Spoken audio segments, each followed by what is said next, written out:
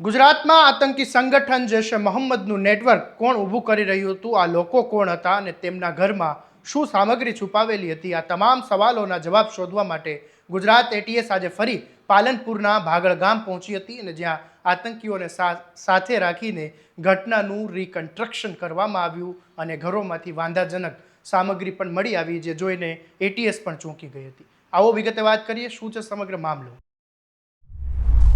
નમસ્કાર, હું છું આસિફ કાદરી અને સ્વમાન સાથે તમારું સ્વાગત છે. જૈશ એ મોહમ્મદ સાથે સંકળાયેલા હોવાના આરોપમાં ઝડપાયેલા આતંકીઓને હવે ગુજરાત એટીએસ પાલનપુરના ભાગળ ગામે લઈને પહોંચી હતી. અહીં આરોપીઓના ઘરે અને આસપાસના વિસ્તારોમાં તપાસ કરવામાં આવી અને સમગ્ર ઘટનાનું ફરીથી દ્રશ્યો ઊભું કરીને તપાસ આગળ વધારવામાં આવી રહી હતી.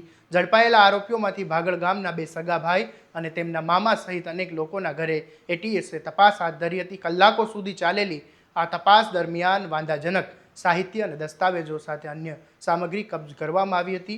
અધિકારીઓએ 2 મોટા થેલા ભરીને સામગ્રી બહાર નીકળતા પણ જોવા મળ્યા છે. એટીએસે હવે એ શોધી રહી છે કે આ લોકો કોના કોના સંપર્કમાં હતા, કોના કહેવા પર કામ કરી રહ્યા હતા અને ગુજરાતમાં આટલું મોટું નેટવર્ક ઊભું કરવાની તૈયારી ચાલી રહી હતી, તેની પાછળ શું હતું.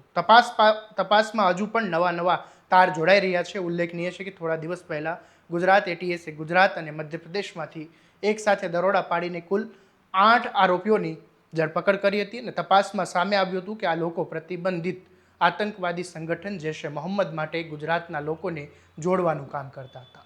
પાકિસ્તાનમાં બેઠેલા હેન્ડલરના સંપર્કમાં રહીને સૂચનાઓ પણ લેતા હોવાના ખુલાસા થયા હતા. હવે ભાગળ ગામમાં થયેલી તપાસ બાદ એટીએસને કેટલીક મહત્વની સામગ્રી હાથે લાગી છે. આ પુરાવાના આધારે હવે તપાસ વધુ આગળ વધશે અને હજુ વધુ લોકોના નામ પણ બહાર આવી શકે તેવી શક્યતા વ્યક્ત કરવામાં આવી રહી છે.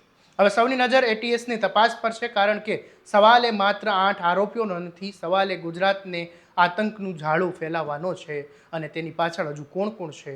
આવી દરેક તપાસ હાલ એટીએસ કરી રહી છે અને એટીએસને કેટલીક સામગ્રી પણ મળી આવી છે. આવા દરેક અપડેટ માટે તમારા સ્વમાનને સબસ્ક્રાઇબ કરવાનું અને આ વિડીયોને શેર કરવાનું ભૂલતા નહીં. નમસ્કાર.